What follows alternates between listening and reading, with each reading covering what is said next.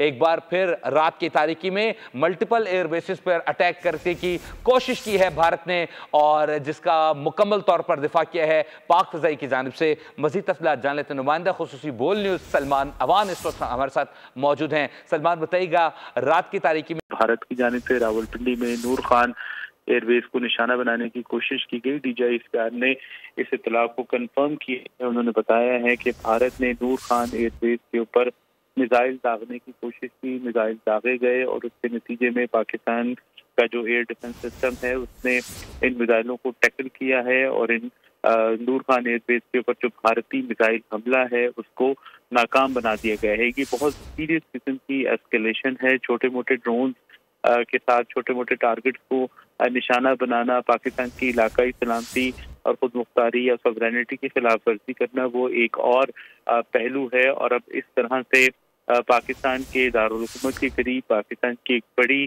Military base को, air base को निशाना बनाना, ये बिल्कुल ही एस्केलेशन को एक और लेवल के ऊपर ले जाने वाली बात है। और डीजीआई इफ्तियार ने बताया है कि भारत की जानिब से जो मिसाइल दागे गए हैं वो अफगानिस्तान की जानिब भी गए हैं, अफगानिस्तान को भी निशाना बनाया गया है। लेकिन इस हमले के अंदर अब तक की जो मुसद्दका इत्तलात हैं, वंस अगेन सिर्फ और सिर्फ मुसद्दका इत्तलात की हम बात कर रहे हैं, उसके मुताबिक पाक फ़ज़ाइया के तमाम असासे महफूज हैं। भारत ने फिजा से जमीन पर मार करने वाले मिसाइल जो है वो दागे हैं, यानी वंस अगेन जिस तरह से पहले मिसाइल दागे गए थे, एयर टू ग्राउंड मिसाइल वो इस्तेमाल किए गए हैं और उसके नतीजे में डीजीआई इफ्तियार ने बड़े ही जबरदस्त अंदाज के अंदर कौम के जज्बात की, उमंगों की तर्जुमानी करते हुए भारत को वार्निंग दी है, भारत को खबरदार किया है कि अब वो पाकिस्तान के जवाब का इंतजार करे।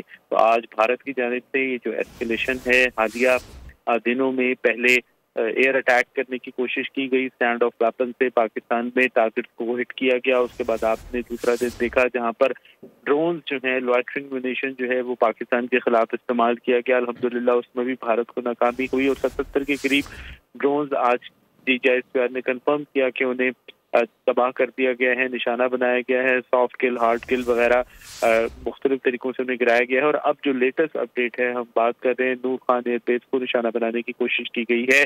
इस हवाले से इत्तलात आ रही थी कि रावलपिंडी में, इस्लामाबाद में धमाकों की आवाज़ें सुनी गई हैं। पूरे शहर में लोग यकीनी तौर पर घबराए नहीं, परेशान नहीं हुए, लेकिन तशवीश जरूर पाई जाती थी शहरियों में। और उसके बाद फिर आपने देखा कि डीजीआई इफ्तियार आए और सिक्योरिटी ज़राए ने इससे पहले कहा था कि तमाम तर सूरत हाल जो है उसके ऊपर नज़र है और जो धमाकों का मामला है उसको देखा जाएगा, कंफर्म किया जाएगा, उसके हवाले से मुस्तनद मालूमात ली जाएंगी। और उसके बाद फिर अभी डीजीआई इफ्तियार ने बताया है कि ये धमाके दर हकीकत में भारत की जानिब से नूर खान एयरबेस को निशाना बनाने की कोशिश थी। भारत ने फिजा से जमीन में मार करने वाले मिसाइल की मदद से नूर खान एयरबेस को निशाना बनाने की कोशिश की। Once again standoff weapons गालिबन इस्तेमाल किए गए होंगे। इंडियन तैयारों ने शायद कार्रवाई की हो अपने इलाके के अंदर रहते हुए, जिस तरह से पहले की थी, लेकिन आज आप देखें कि उन्हें फिर मुंह की खानी पड़ी और नूर खान एयरबेस के ऊपर पाकिस्तान एयरफोर्स के जो एसेट्स हैं वो महफूज हैं।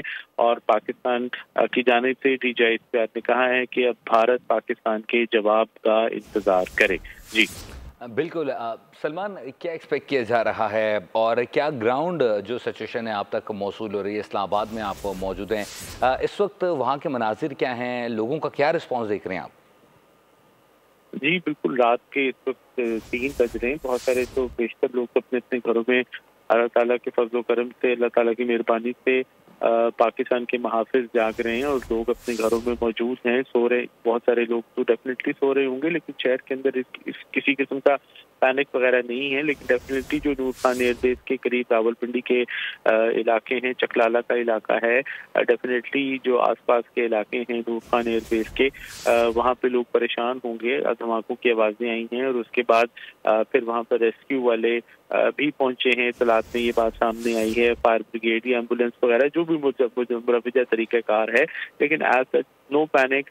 शहरी जो हैं अपने अपने घरों में महफूज हैं, अपने अपने मकामात पर महफूज हैं। शहर में किसी किस्म का पैनिक नहीं है। ट्रैफिक जो इस टाइम आमतौर पर बहुत कम होता है, वही रूटीन के मुताबिक सड़कें जो हैं वो रवां दवां हैं और तमाम तर जो सूरत हाल है वो कंट्रोल में है। शहरियों में किसी किस्म का कोई पैनिक नहीं है। पाकिस्तान ने भारत के ये हथकंडे पहले भी देख रखे हैं। पाकिस्तान की वो नस्लें भी मौजूद हैं जिन्होंने 1965 की जंग देखी है, जिन्होंने फिर 1971 की जंग देखी है या कारगिल की जंग देखी है। न्यूक्लियर स्टैंड ऑफ जो दोनों ममालिक के दरमियान था 1998 के अंदर, वो वाला मामला भी अभी लोगों के जहनों में ताज़ा है। तो पाकिस्तान के अवाम घबराने वाले नहीं, परेशान होने वाले नहीं। लेकिन जो आज ये अब एक मॉडर्न वॉरफेयर का दौर है, कंटेम्प्रेरी जुबान के अंदर अगर हम बात करें तो ये मिसाइलों वाला मामला जो है, स्टैंड ऑफ वेपन्स वाला मामला जो है, BBR मिसाइलों वाला मामला जो है, लॉइटरिंग म्यूनिशन वाला जो मामला है, ये एक नया पहलू है इस मामले का। और इसके हवाले से भी शहरी जो है वो परेशान नहीं है, क्योंकि हमारे मुहाफिज अलर्ट हैं, जाग रहे हैं और दुश्मन को उसकी कार्रवाइयों को भरपूर अंदाज के अंदर टैकल करते हुए भी हमें दिखाई दे रहे हैं। जी सलमान हमारे साथ रहेगा। नाज़रीन को एक बार फिर बताते चलें कि रात की तारीकी में भारत ने एक बार फिर शरारत करने की कोशिश की है और मल्टीपल एयर बेसिस को अटैक किया है।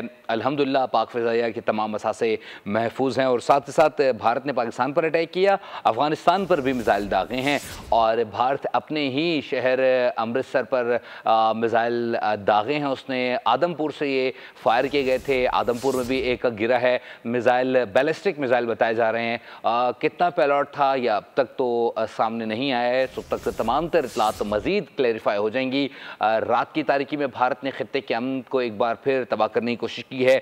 गुज़िश्ता रात भारतीय जो मीडिया है वो एक्सपोज हुआ है और इससे पहले भारत ने जारी थे कि कोशिश की तो मुँह की खाई है और DGSPR की जानिब से वाज़ेह तौर पर कह दिया गया है कि भारत अब हमारे जवाब का इंतज़ार करे।